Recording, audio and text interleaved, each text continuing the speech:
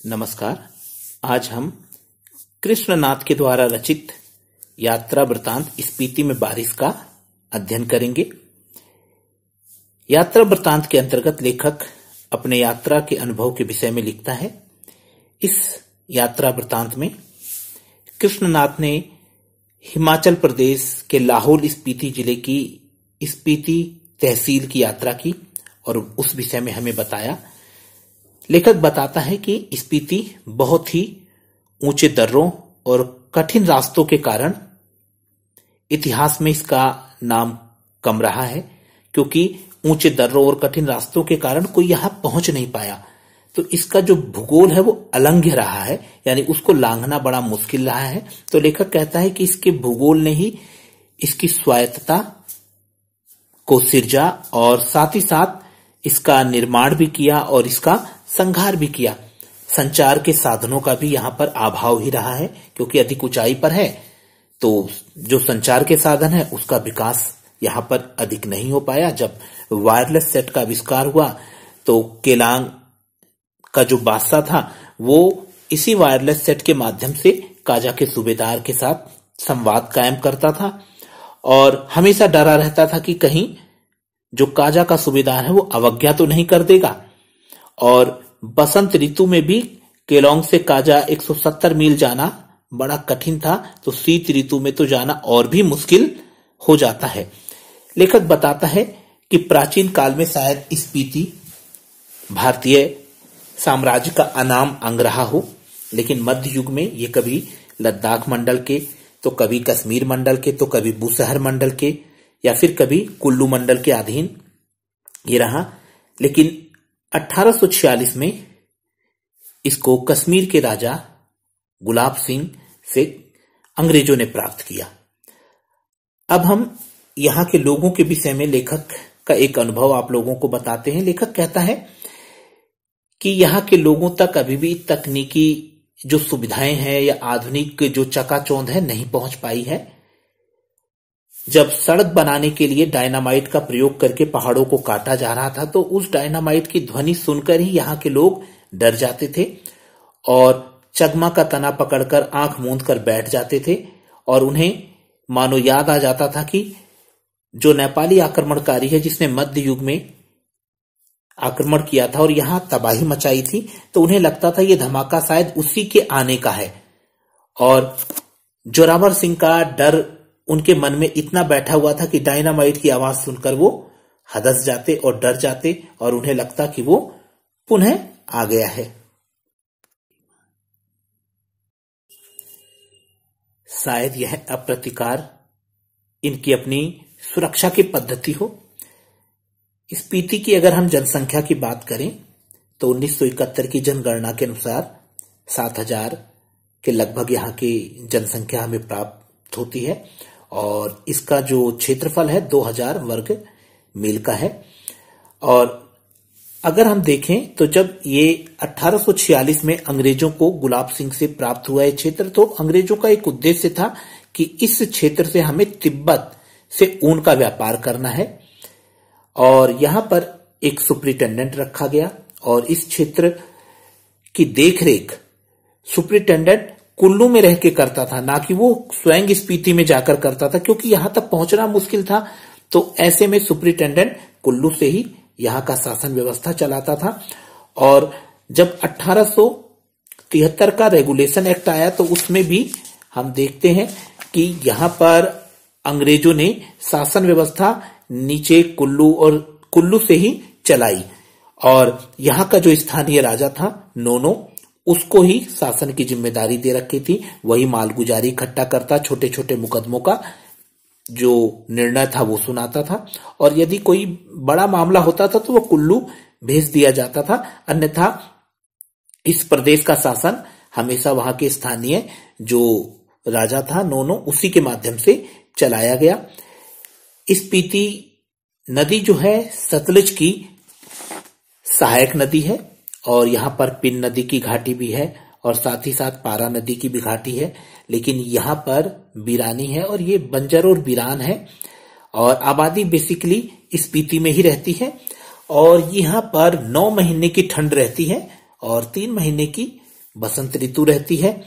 और लेखक कहता है कि ठंड भी हाड़ कपा देने वाली है, गलन है, इसके बावजूद भी यहां लोग रहते क्यों हैं, मैं इस विषय में सोचता हूं।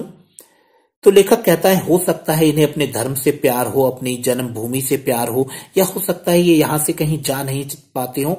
लेकिन मेरा मानना ये है कि यहाँ पर ना तो रोजगार है, ना खेती बाड़ी है, और ना ही लकड़ी है जिससे घर को गर्म रखा जा सकता है। फिर यहाँ लोग रहते क्यों हैं, मजबूरी क्या है? तो लेखक कहता है कुछ चीजों को हम शायद तर्क के माध्यम से सिद्ध नहीं कर सकते हैं, तो इसलिए लेखक इस विषय में ज्यादा नहीं कहता है। फिर लेखक बताता है कि यहाँ के पहाड़ जो है बहुत ही ऊंचे हैं, भव्य हैं, क्योंकि ये वो पहाड़ नहीं है जैसा कि शिमला में, मसूरी में, नैनीताल में या फिर कुल्लू मनाली में है, जहां पे पर्यटक जाते हैं, घूमते फिरते हैं, छोले भटूरे खाते हैं, बल्कि ये मध्य हिमालय में स्थित है और बहुत ऊंचे पहाड़ हैं। और यहाँ पर वो सुविधाएं हमें नहीं मिल सकती हैं जो सुविधाएं हमें इन पर्यटन स्थलों पर मिलती हैं। लेखक फिर चर्चा करता है यहाँ के ऊंचे पहाड़ों और उनकी ऊंचाइयों के बारे में। फिर हमें बताता है कि यहाँ पर एक मानेसरी है, और मानेसरी अपने ओ मणि पद में हुम नामक मंत्र के कारण फेमस है। शायद इसी वजह से ओ मणि पद में हुम का जो मंत्र है यही मानेसरियों में ही अबलाकितेश्वर के द्वारा पढ़ा गया, रचा गया, तो इसलिए इस श्रेणी का नाम मानेसरी पड़ा। अब लेखक हमें बताता है कि यहाँ पर जो बूढ़े लामा हैं उन मंत्रों का जाप करते हैं, और इन मंत्रों के जाप के कारण मानो ये पहाड़ियां उदास हो गई हैं। तो लेखक देश के युवक और युवतियों से आह्वान करता है कि आप लोग आइए और इसको भी गुलजार कीजिए अन्य पर्यटन स्थलों की तरह, जिससे कि यहाँ की उदासी जो है खत्म हो और यहाँ पर भी जो है खुशियां और अट्टहास हो और किलोल हो। इस तरीके से लेखक आगे युवाओं को निमंत्रण देता है कि वो आके इसे भी एक अच्छे पर्यटन क्षेत्र के रूप में विकसित करें। अब लेखक हमें बताता है कि यहाँ पर 6 ऋतुएं नहीं है जैसा कि हमारे देश में देखने को मिलता है। यहाँ पर सिर्फ 2 ही ऋतु है। जून से सितंबर तक की एक अल्पकालिक बसंत रहती है और बाकी पूरे साल यहाँ पर ठंड रहती है। लेखक कहता है यहाँ पर फूल नहीं खिलते हैं, हरियाली का नामो निशान नहीं है, और सर्दियों में सभी नदी नाले जम जाते हैं। और लेखक फिर एक बहुत सुंदर तरीके से इस क्षेत्र की जो सुंदरता है उसको कालिदास के इस ऋतु संहार जो एक किताब है उसके माध्यम से व्यक्त करता है। लेखक कहता है कि यहाँ पे बरखा बहार नहीं है, जैसे कि ऋतु संहार में कालिदास ने हमें बताया ऋतुओं का वर्णन करते हुए कि वर्षा ऋतु का क्या औचित्य है और वर्षा ऋतु का क्या महत्व है। कालिदास हमें बताते हैं कि वर्षा ऋतु के समय नदियां बहती हैं, बादल बरसते हैं, मस्त हाथी चिंघाड़ते हैं और मोर नाचते हैं, बंदर चुप मारकर गुफाओं में जा छिपते हैं, और बिछड़ी हुई स्त्रियां जो है अपने पतियों के लिए रोती और कलपती हैं।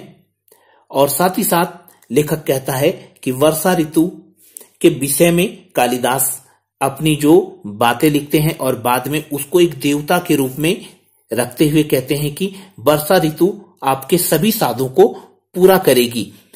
तो शायद इस पीति के लोग आश्चर्य में पड़ जाएं कि ये कौन सा देवता है जो सभी की इच्छाओं को पूरा करता है, क्योंकि यहाँ पर तो 2 ही ऋतु हैं।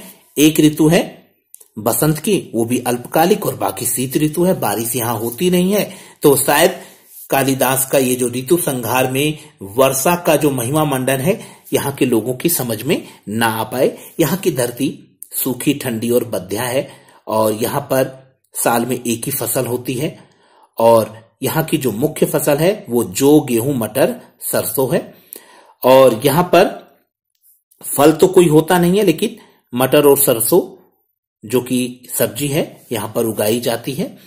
और यहाँ पे सिंचाई की जो व्यवस्था है वो यहाँ पर जो बह रहे नाले हैं उन नालों से कूल के माध्यम से इसकी सिंचाई की जाती है। यदि स्पीति नदी का पानी उलीचा जाए तो शायद यहाँ की भूमि को शायद उपजाऊ बनाया जा सकता है, और उपजाऊ बनाने के साथ साथ यहाँ पर कुछ और कृषि का विकास किया जा सकता है। लेकिन यहाँ पर अत्यधिक ठंड होती है, तो इस वजह से शायद ठंड का दबाव हो और वर्षा की कमी हो, इस कारण शायद यहां पर कुछ उगा पाना भी मुश्किल होगा।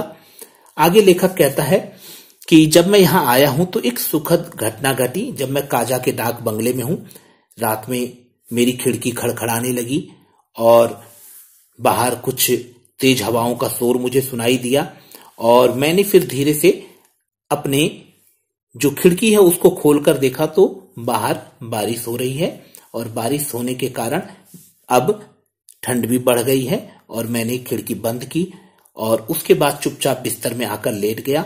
और जब मैं सवेरे उठा तो लोगों ने मुझे कहा कि आपका आना शुभ रहा है, क्योंकि स्पीति में जो बारिश होती है वो सुखद संयोग मानी जाती है और इस तरीके से वर्षा मेरे आने के बाद यहां पर हुई है तो लोगों ने इसे बहुत ही अच्छा और शुभ संकेत माना और इस तरीके से लेखक ने अपनी बात को यहां पर विराम दिया। और आशा करता हूं कि यह पाठ आपकी समझ में आया होगा। धन्यवाद।